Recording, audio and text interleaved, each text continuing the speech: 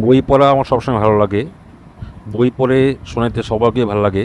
আর আমার পছন্দের কিছু বই আছে। আজকে এর মধ্যে একটি হচ্ছে হিমু সমগ্র, হুমায়ুন আহমেদের হিমু সমগ্র, বিখ্যাত লেখক হুমায়ুন আহমেদের হিমু সমগ্র। এই হিমু মিসির আলী, এটা হচ্ছে ওনার দুইটা চরিত্র, যে চরিত্র খুব রহস্যময়ভাবে ওনার লেখনীতে ফুটে উঠেছে। উনি যেমন ক্রিয়েটিভ, ওনার এই দুইটি চরিত্র অত্যন্ত সুন্দরভাবে উনি মানুষের কাছে চিরভাবে মনে রাখার মতো উনি লিখেছেন। সেটি আমার কাছে খুব, আমি ছোটোবেলা থেকে পড়ি, এখন আপনাদেরকে পড়িয়ে শোনাবো। আজকে আমি বই পড়ব হিমু সমগ্র। আমার পাঞ্জাবি দেখে বুঝতে পারতেছেন যে হিমু সবসময় হলুদ পাঞ্জাবি পরতো। এই হলুদ পাঞ্জাবিটা তার কাছে খুব ফেভারেট। আর আমার কাছে হিমু, মিসির আলী, হুমায়ুন আহমেদের যতগুলি এই ধরনের ক্রিয়েটিভ চরিত্র আছে সেগুলো আমার খুব পছন্দের। আজকে পড়বো আমি হিমু, হিমু সমগ্র। দেখি বইয়ের ভিতরে কি লেখা। সবাই জানেন হিমু, হিমু কার লেখা? হুমায়ুন আহমেদের লেখা, বিখ্যাত লেখক। পড়ব।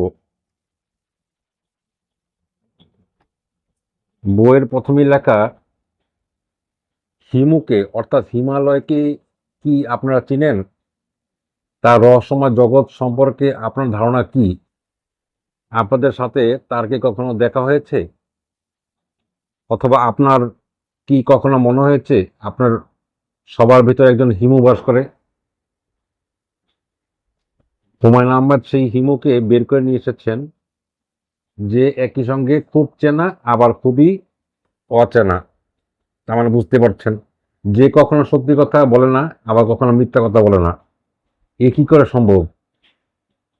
মূর্তিমান হিমু হুমায়ুন আহমেদ, সে অদম্যকে অসম্ভবকে সম্ভব করেছেন অবলীলায়। হুমায়ুন আহমেদের হিমু সমগ্র, 4টি উপন্যাস। ময়ূরাক্ষী, দরজার এপাশে, হিমু পরপারে নিয়ে এই হিমু সমগ্র।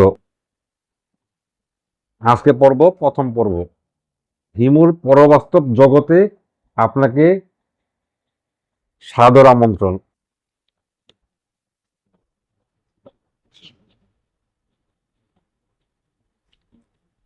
প্রথম হচ্ছে, প্রত্যেকটা গল্পের আগে একটাই করে কাভার দেওয়া আছে, এটার নাম হচ্ছে ময়ূরাক্ষী। ময়ূরাক্ষী পর্ব পরের পরের পর্বে, আপনারা সেই পর্যন্ত অপেক্ষা করুন। এই গল্পটি অনেক মজার গল্প, আমি চাচ্ছি সবাইকে পড়ে শোনাতে। Thank you. সাবস্ক্রাইব করুন সাকিব আকি চ্যানেল।